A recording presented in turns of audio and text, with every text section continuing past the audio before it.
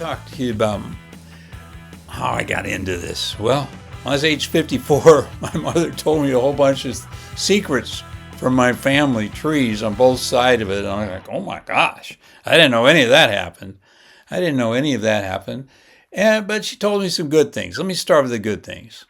She said, well, David, that name David comes from the Bible. I said, Mom, I never saw you go to church. Yeah, but on your dad's side, they went to the Catholic Church. And they opened a Bible and a baby book from the Catholics, and it said, David is beloved. So David means beloved. And then they chose the name Michael. I didn't do it. They chose the name Michael, my mother said. And Michael is for the Archangel Michael. And did you know you're actually Danish on your dad's side? I think they're probably German, but they pretend that they're Danish.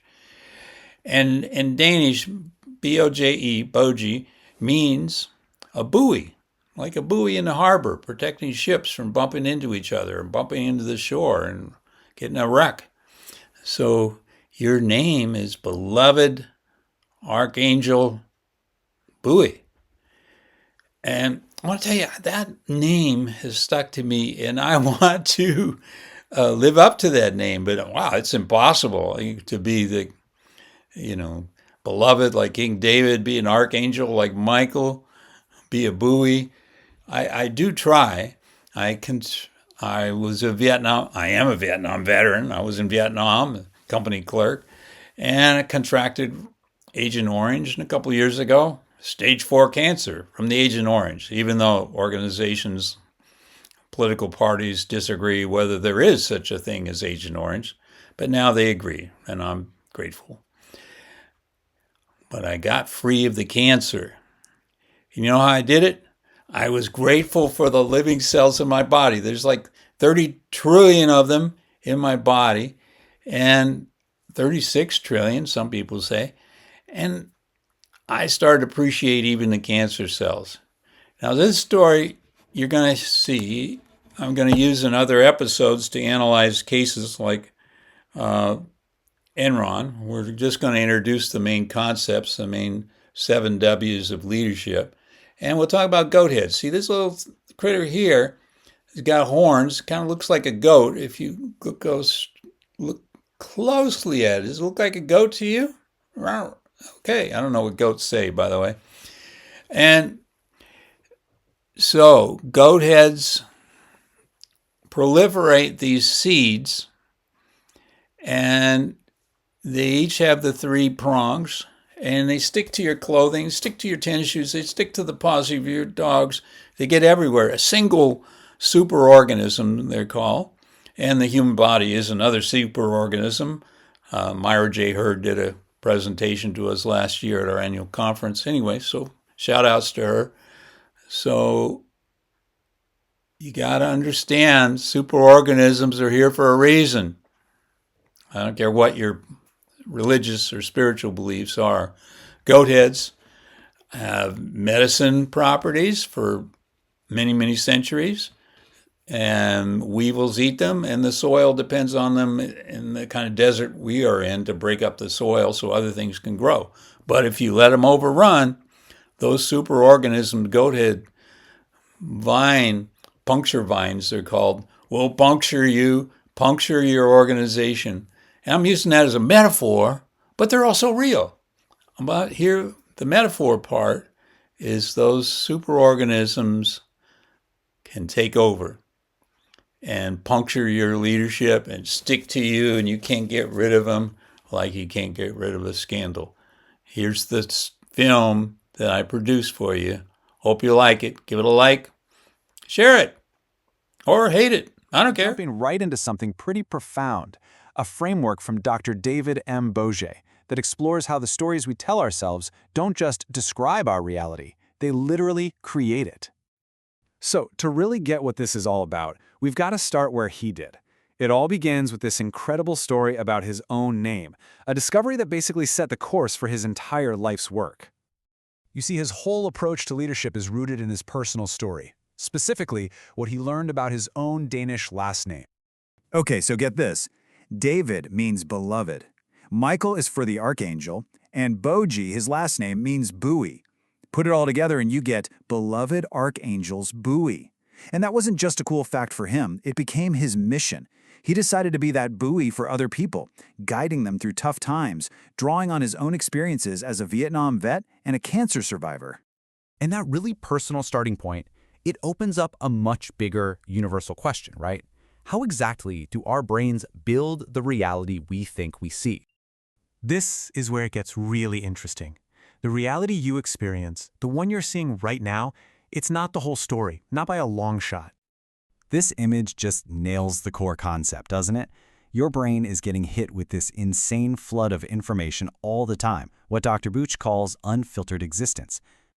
And when I say a flood, I mean it. Your brain is processing something like 11 million bits of information every single second. Just let that sink in. 11 million. But here's the crazy part. A whopping 99.9% of all that information gets thrown out. It never even reaches your conscious mind.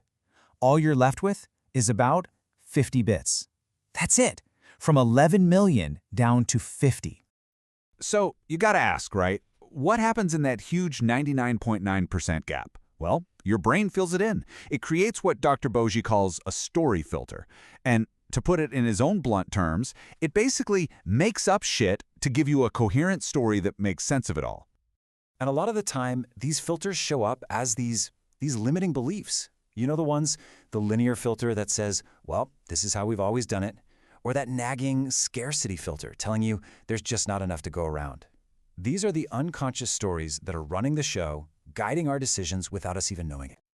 Okay, so if our brains are natural-born storytellers and not always telling the whole truth, how do we get past that? How do we see things more clearly? Well, that is exactly what Dr. Boje's framework is for. He calls it the 7 W's of leadership, and it's a super practical tool. It gives you 7 distinct questions you can ask to start picking apart your own stories and, begin to see beyond those filters. Now, the order is absolutely key here. You have to go through them one by one. Who, what, when, where, why, with, and that last one is wish. Think of it like a journey. Each W takes you a little deeper than the one before it. But of course, this kind of self-examination isn't always easy. And to illustrate the kinds of problems we run into, Dr. Boje uses this really vivid and honestly kind of painful metaphor that comes straight from the New Mexico desert. He calls these roadblocks goatheads. If you've ever been in the desert, you know exactly what these are. They're those nasty, spiky seeds from the puncture vine. They get in your tires, your shoes, your pet's fur. They're painful, they stick to you, and they are an absolute nightmare to get rid of. So the way he frames it, every single W has 2 sides. There's the key, which is your potential, right? And then there's the goathead, which is the problem, the thing that's holding you back. So for who, the key is your true, authentic self. The goathead, that's the fake persona you put on. Or for why, the key is your genuine purpose, while the goathead is just mindlessly borrowing someone else's why. Let's just zoom in on that first one, who, for a second. The key version of who is when you're really living from your core, authentic self. But the goathead version, that's the rusty lock. That's when you're hiding behind a mask, a persona that isn't really you, and it's totally kneecapping your ability to lead effectively. And here's a really humble and important point he makes. This isn't about pointing fingers. He says, look, we all have these goathead tendencies. He's one, I'm one, you're one. The whole point is just to notice them in ourselves, because that's the only way we can start to change. Which, of course, brings this whole thing back around to you. It's about your story, and the one you decide to live. So you can really think of these 7 W's as your own personal toolkit. They're questions you can ask yourself anytime to check in, to look at your own filters and behaviors, and to ask, am I using a key right now, or am I stuck messing with a rusty lock? And it gets even deeper. What's really fascinating is that Dr. Boje connects this whole framework to ancient wisdom too. He actually maps each W to one of the 7 chakras, or energy centers. So W1, who, connects to the root chakra, which is all about our foundation. This tells us these aren't just questions for your head, they're questions for your whole body, your whole being.